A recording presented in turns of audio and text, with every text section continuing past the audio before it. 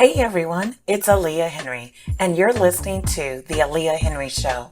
Expect to hear insightful interviews and panel discussions covering community, entrepreneurship, health, and women's empowerment. Don't miss out. Keep listening. The Aliah Henry Show is up next.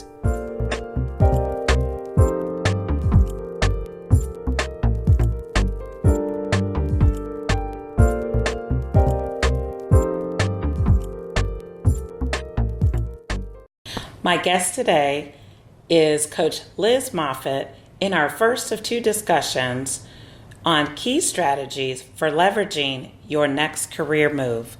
So don't go anywhere. You're listening to The Aliah Henry Show. Thank you to our sponsors, the Henry Group, the Christopher Quinn Group, and Tawny Haynes Apparel. Hi, Liz. Thank you for joining me today. Hi, Aliah. I'm so glad to be here. Thank you so much. I am so excited to be coming into a brand new year, thinking about new goals, new challenges, all the fun stuff that we're wanting to do. And it's exciting today to talk about the key strategies for leveraging your next career move.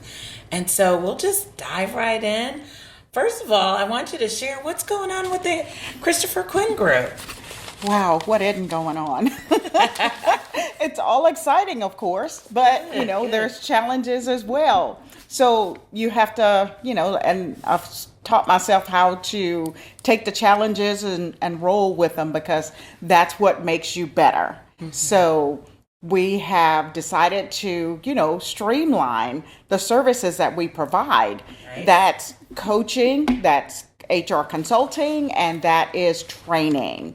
So with those three, it just, it makes me want to, take on all of it, no matter, who it's coming from or where it's coming from. That is what gets my juices going every day. So I jump up with a cup of coffee and I'm ready to go. That's awesome. Well, I'm excited to hear that business is going well for you. Yes. And hopefully today we can share some good nuggets of information for someone else or someone else that is looking to transition. So we've really had a discussion regarding changes in the workplace, whether it be an individual wanting to go to a new role, maybe wanting to go into a new department, or possibly wanting to start a side business, or really just jump out there into entrepreneurship. And so we think that there are some really great key strategies in preparing yourself for that, and we want to dive in and talk about those things today. So, Liz, the first one that you are suggesting really wraps around defining your key goal. Dive into that for us. Wow. Yeah. That key goal is the number one thing. You really have to figure out where you want to go. What is it going to mean to you? Because sometimes we put our goals on the back burner to help other organizations reach their goal. So when you're thinking about what it is that you want to do, it will take time. Sometimes it just doesn't pop up. You have to really put some thought into it and get around the right, individuals, or listen to the right TED Talks, or look at some of the, read some of those books that, that tell you to think about yourself and think about what you want to accomplish, because sometimes it takes just one thing to spark that idea. That's good. That's good. One of the things that I know I share in coaching the individuals that I coach is using the SMART model to kind of define some of those key goals. I mean, obviously it has all the steps to it, but really trying to figure out what that is. Yeah. It's so valuable to figure out what it is you want to do first and then build from there. Yeah. So that's good. Mm-hmm. Good. So our next key strategy is finding your support system. As it relates to your support system, to me, it's important to have individuals that are going to challenge you, individuals that are going to hold you accountable. You also have to hold yourself accountable, but sometimes there's areas that are a little more challenging than others, and you find someone that can challenge you and hold you accountable in that area, so that you end up not feeling like a failure, or feeling like, oh gosh, I'll never reach this goal. But if you have someone who knows how to hold you accountable, then they will put they will put everything into making sure that you reach that goal. And Liz, you recommend individuals getting a coach. Yes, absolutely. And I'm a coach. I am a master certified coach, but I still have coaches myself. I can coach other people, but sometimes I can't coach myself through things. So to me, that's why coaches exist, to help you reach those goals, to help you establish those goals. Because I do coach individuals who come to me and they have no clue as to what they want to do. So sometimes it takes just asking the right question. And once you hear that question, it just becomes so clear what you want to do. I also suggest that individuals, if you're working, you might have an employee assistance program. You might have heard of it as an EAP.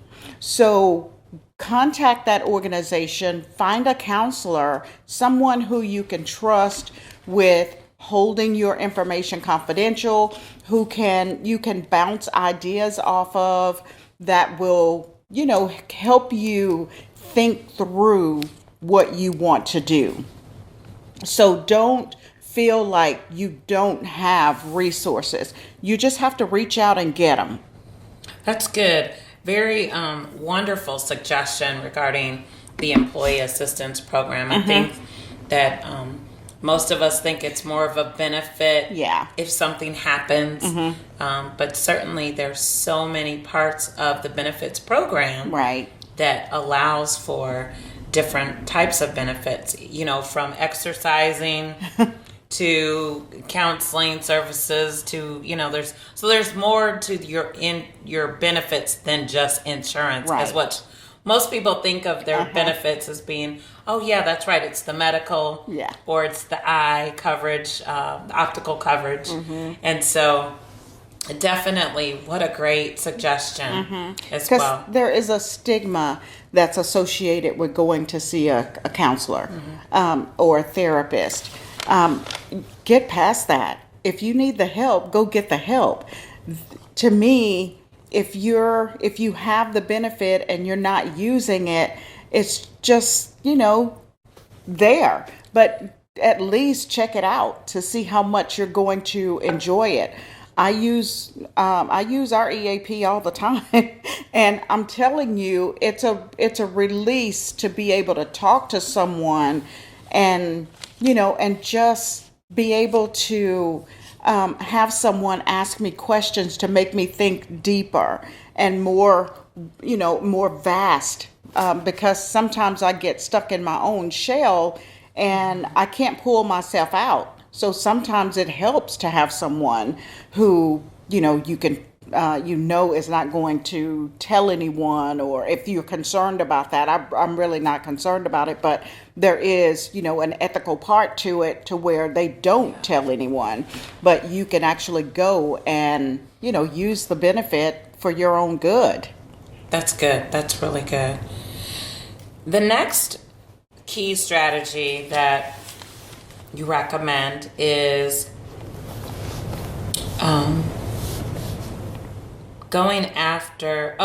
seeking out someone in your area of interest. And this one I think is really key. I'll let you elaborate, and then I'll share some of my thoughts as well. Okay, all right. I'll talk about this from the sense of getting a mentor. and again, a coach or a counselor, or finding that someone that will help you, someone that will help you figure out what your area of interest is. And a lot of times we know what it is. It's just that we dream with limits. And the one thing that I think is really important is that you get to the point to where you start dreaming without limits and realizing that you have the resources, you have the people that are willing to help you, that are around you. You just have to know how to get your point of view across so that they know what they're trying to help you accomplish. And so your area of interest might be going back to school. Your area of interest might be starting your own business, or getting to the point to where you want to gain more knowledge. And that could be through a lateral move. It could be through a promotion, but know what it is that you're wanting to do so that you know how you learn how to approach people and gain the help that you need. That's good. And I'll add, shadowing is extremely important. So if there is an area of interest that really attracts you, it's really good to be able to call someone to say, hey, could I shadow you for a day? Could I visit with you for about 20 minutes? May I ask you some questions about the role that you're in? What are those requirements look like? What are some of the responsibilities? Those kinds of questions and dialogue with people in the fields doing those things really will help you to see if whether or not that's something you want to do. About 3.5 years ago, when I wanted to get into radio, I sought out a few people that had shows. I had been on a couple of radio shows. I've always had an interest in TV, radio, voiceovers, all of that great stuff. Just really didn't know if I'd ever really do it. I don't know if I ever thought about it as a career path. And now, once I really, just that interest, the pit in your soul that just keeps saying, ooh, I want to try it, I want to do it, was always there. And so I reached out to people in the field to ask if I could shadow, if I could visit with them, if I could go to coffee and have 15 minutes, could I come and do a tour? Because all of those things you have to be prepared to do. And it also allowed me to see whether or not I'd really liked trying it out. And so it's really good to look at shadowing as a really great way to find out if you really would enjoy having a different career or trying something new. I will share that, everyone is not going to be open. Right. Everyone's not going to be willing to have coffee and talk about all the stuff that they do. But for every no, you just keep asking and you'll get those yeses, just as I did. And I don't look at the no's as negative. I just look at the no's as a missed opportunity for the other person, because there is value in collaboration. There is value in helping each other through. But it's got to be a two-sided street. So I say that to share, make sure that you include shadowing and those coffee meetups as a really good way to dialogue with individuals on their career paths. When you do that, bring to the table a couple of things. Number one, your time. Time commitment. If someone says, hey, I'd love to meet with you, I've only got 20 minutes, then keep them to the 20 minutes. It could be by phone, or it could be by person or in person. And if so, just make sure you keep keep that time commitment to wherever they need to be. And then also make sure that you come with specific questions that you'd want to ask, maybe 3 to 5 questions, so that you can get the answers that you need. and ask again for additional referrals if the conversation really helped you and you even need to dig further. You could possibly state, is there someone else that you would refer me to keep furthering the discussions for me? So that's really where you've got to collaborate and connect. But shadowing is a really great place to start. That's good. That's very good. And going back to mentoring, just know that you may not get everything that you need out of one person. You may have to approach 2 or 3 people depending on what it is that you want to accomplish. You might want to excel in one area and you find the perfect mentor, but that mentor can only help you in that one area. And also know that the mentors that you seek out also have resources. So they may have, someone that can help you in another area. So don't limit your possibilities when you're reaching out for a mentor. They are very resourceful and they are very helpful. That's great. And our last key strategy is go after what you want. Don't ever be afraid to go after what you want. You've got to plan it, and you got to prepare, and you've got to plan.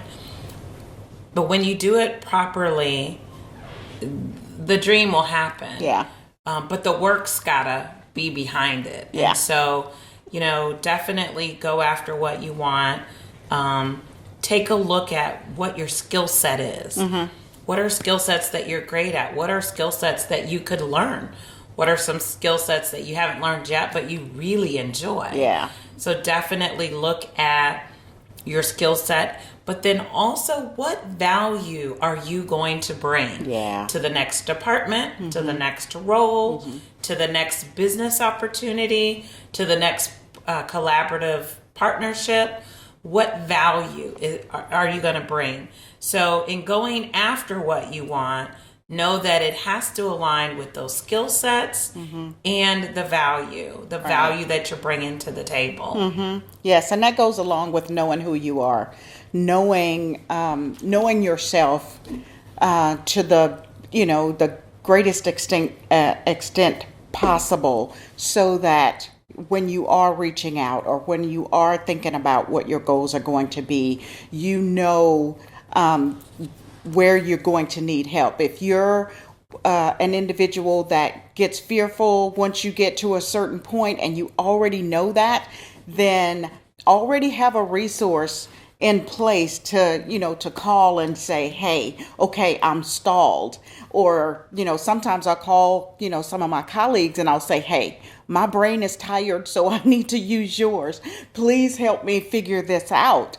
So sometimes it's just one little inkling or one little area that you get stuck. But I know that about myself. My colleagues know that about me. So I educate them on who I am.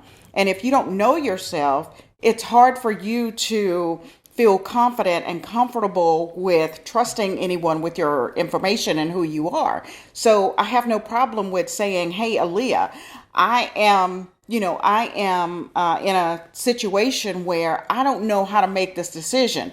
Here are the key points. Can you help me think this through? So that's also a part of, having a resource, a good set of individuals that you can count on and can hold you accountable, because, they'll follow up and say, okay, all right, so how did you do? How did it go? So that, you have that list of people that will push you on, because sometimes when we get stalled, we just stop. Yeah. And no matter how long you've been in business, no matter how long you've been in that position or with that company, there are times that you are going to get stalled, but there are people that can help you get unstalled. So keep that in mind. That's good. So I'll review the key strategies that we have for leveraging your next career move or just next steps. The first one was defining your key goals. The next one was defining who your support system looks like. And so that support system is going to be your coach, your mentor, that group of individuals that are going to help you align the key goal and provide and offer you the support and direction and accountability that you need. And then seeking out someone in your area of interest, whether it's through job shadowing, whether through its conversations, meet and greets, a short interview, for with them to discuss what they do. And then lastly, don't be afraid of going after what you want. And so really looking at your skill set, what you're bringing to the table, and the value that you want to bring to the end user with whatever you're doing. And so those are some of our just nuggets of key strategies for leveraging your next career move. Today, I'm just excited that, we had an opportunity to just kind of, dive into those nuggets and just think, I think having those conversations just kind of helps propel you, like getting things done. Oh, yeah. Yeah. Oh, yeah. I think that's really critical. And don't just think about the beginning of the year. I mean, if you don't get to it until the second quarter, then do it at the second quarter. Just because it's the beginning of the year doesn't mean that, everything has to start January 1st. If you miss the mark, don't stop. Just keep going. Go back to it and figure out, okay, why didn't I get past this point? So continue to challenge yourself. Great. Well, this was a good discussion on those key strategies for leveraging your next move. You are listening to the Aliah Henry Show, and my guest today was Coach Liz Moffitt with the Christopher Quinn Group. Thank you for listening, and we'll talk to you soon. Bye-bye.